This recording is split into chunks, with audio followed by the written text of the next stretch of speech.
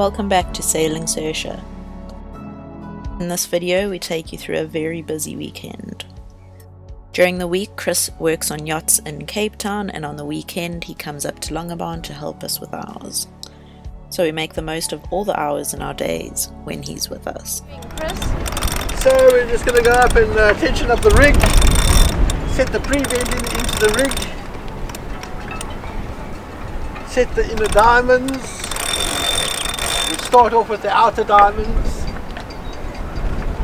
and Colben's busy learning on how to climb a rig. So now you want to push between the side of the rig, come to the side of the rig so you don't get involved with all of that.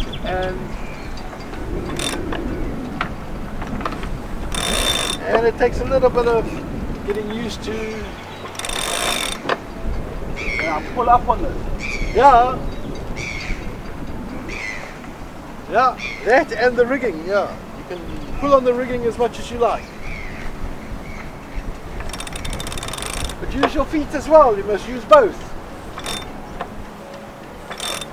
because you could actually be jamming one foot against the rig and one foot against the rigging. Like that? Yeah, like that, yeah. Let me just show you something. Just going to show you basically down here. So, if you want to climb between rigging and something, okay, this is all loose, but one can actually do that, and you can climb up. Yeah. Okay. And then as it gets further apart, then you put your feet against the rig, like at you put your at back an angle, against and you can pull yourself up, yeah.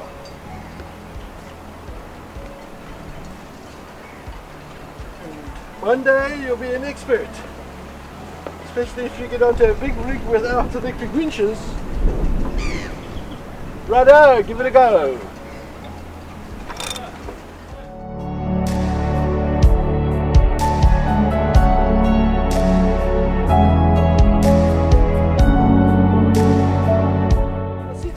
Around there at the moment, so you'll have to take that tape off. Are you too low now? No, it's fine. No, the outer ones. First of all, the outer ones. That one, yeah.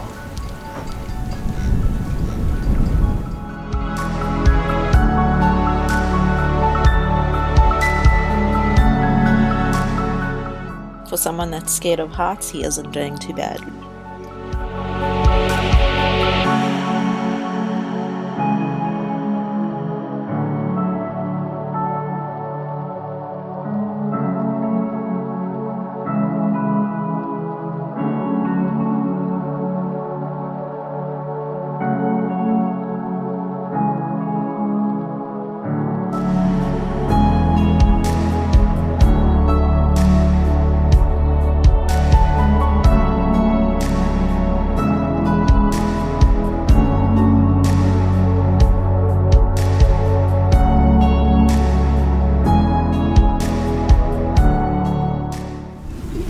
What are you guys doing?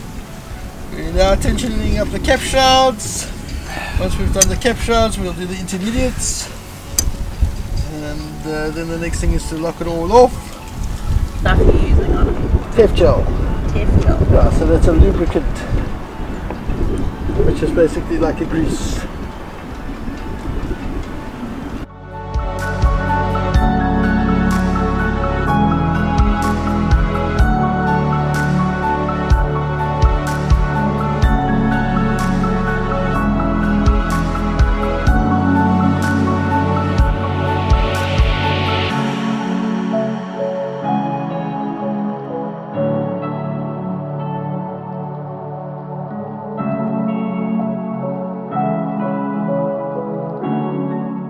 Do you want to fill us in on what's going on? Well, right now we've got a lot of things going on. We're busy running the seawater supply for the anchor chain wash. We're plumbing up seawater supply for the 2 toilets. I'm busy with mast electrics. The old man, I don't know what he's up to. He's rattling around there. Hang on. We'll find out from him later. Tegan's reconnecting the stove. Because Colben took it apart and got distracted. Oh, that was the other job that was going on. Yeah, the stove. Our brand new stove and oven stopped igniting. It first started in the oven, so it wouldn't ignite and keep the flame on, and then the plates on top stopped igniting too. So we took it apart and put it back together, and we don't know how it fixed itself, but it seemed to do the job. Trying to put a puzzle together. We're trying to get the water pipe through for the anchor locker. As you can see, there's like 400 different wires in the way. It just seems to be Murphy's Law at the moment. So it looks like in this other panel we're going to have to put a row of switches in. Yeah. Okay.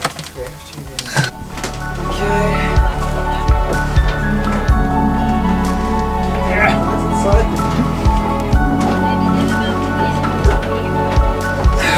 One. She's a handy-sized woman.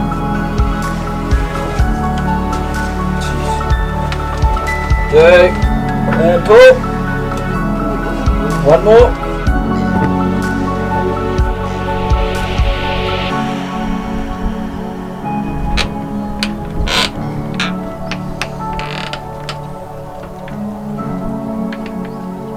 What you doing?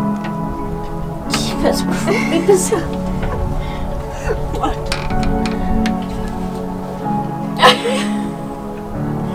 This is not fun. Really, it would be nice if it came like around here and like fitted here and the pipe was here. You're gonna make Colben cry if he has to feed through that much.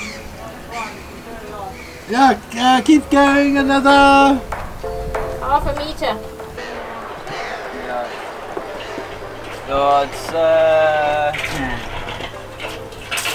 not what you would call a appropriate deck wash. You can spit what's that? No, I could spit more water than that.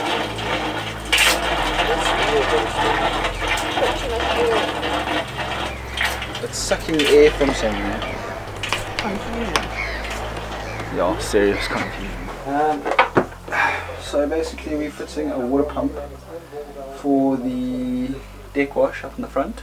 We are going to replace this one with a slightly bigger one. This one.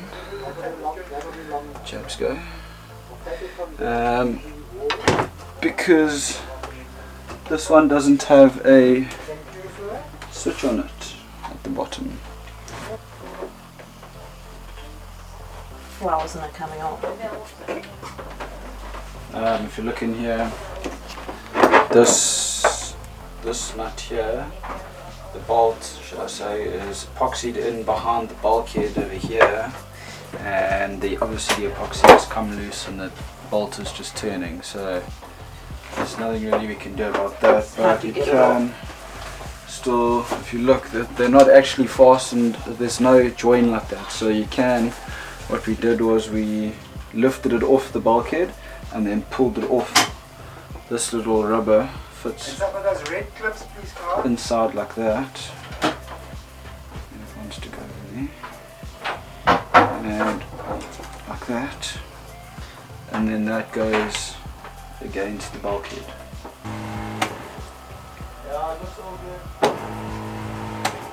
Okay, so now I'm going to put some pressure on the system. Any leaks? Yeah, we had one over here, but we sorted it out quite quickly, so we should be A for a way. What's coming through this pump? Salt water. Yes, the salt water is being pumped through the C-cog. It goes from here in the blue pipe up to this filter. From there it goes down into the jabston. Okay, that's why it doesn't work. Why? We have to change the two pipes around. I think if you can get a torch in there, you'll see the direction of flow. Because that pump is mounted like this. Upside down, yes. And this one here's got direction of flow that way. So we need a longer green so pipe. this one here must go there. The filter part must go there. Yeah, this see if you can see the arrow on this thing. Do you have a little torch?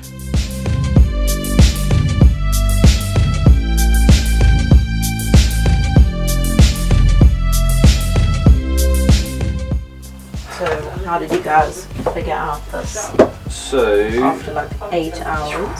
yes, bad.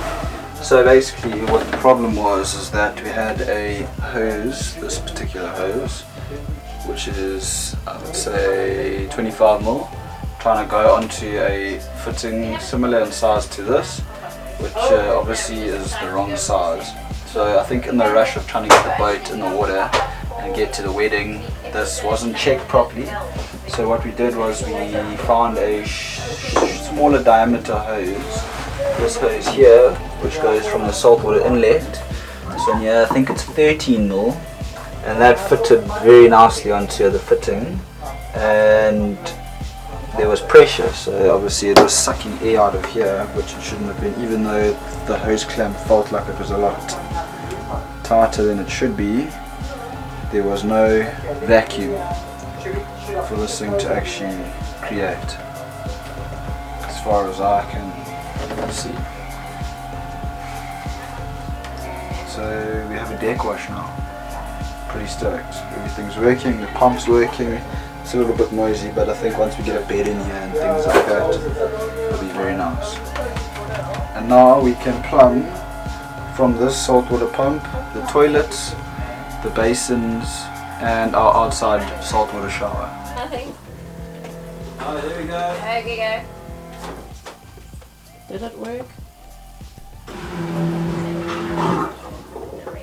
Hey, hang on, one more time.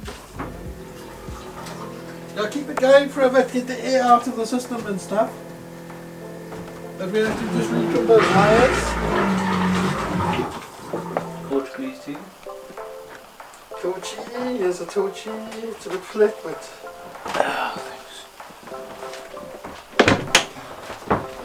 It's 22:11 and we're Yeah, still yeah, working. that's all working.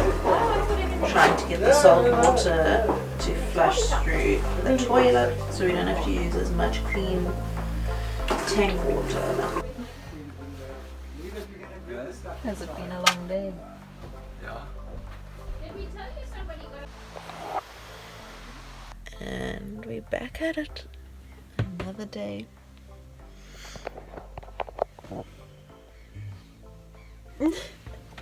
Look at that face. Ready for some hard work.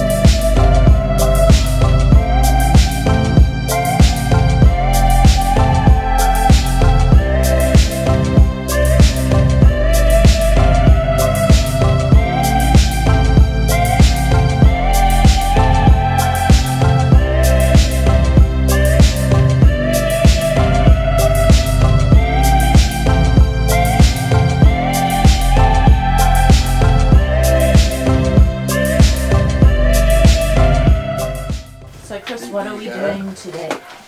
Reconnecting up the other geyser for the hot water. It's actually not really called a geyser on a boat, it's called a calorifier. And so it's heated by either mains 220 volts or by the engine. So we want to get that connected up, but right now we've got hot water throughout the boat, but once we've got that connected up, the showers are eventually built, we have to start showering. Plumbing up the Plumbing up the port toilet. Want to get that up and running today with all the diverter valves in, vacuum breaks in, and the basin in. And then it's just a matter of fitting the taps and getting all of that sorted out. And then after that, all the finishing can happen in the. So that's going to be finished by the end of today. a lot to do. Yeah.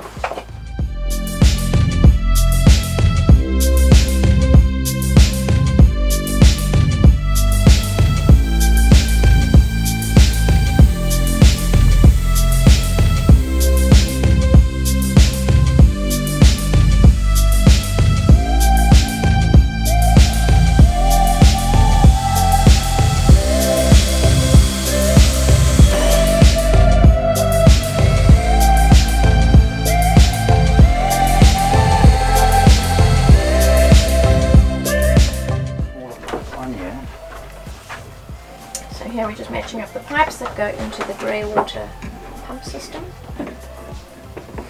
One there. There. What size is this? It's a 25 stretch. Those two. That is what's going to be put into the bathroom on the one side of the boat.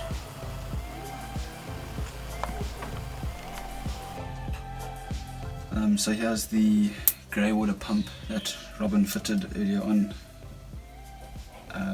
Basically what happens is the water from the basin and the shower will drain into this box and lift the float switch and pump it out the boat. So finally our deck wash is all plumbed up.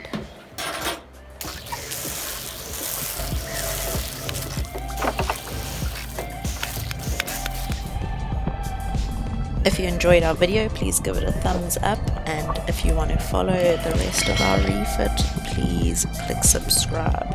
We still are unsure of when we want to post our videos, so if you click the notification bell, you'll be notified when we release new videos.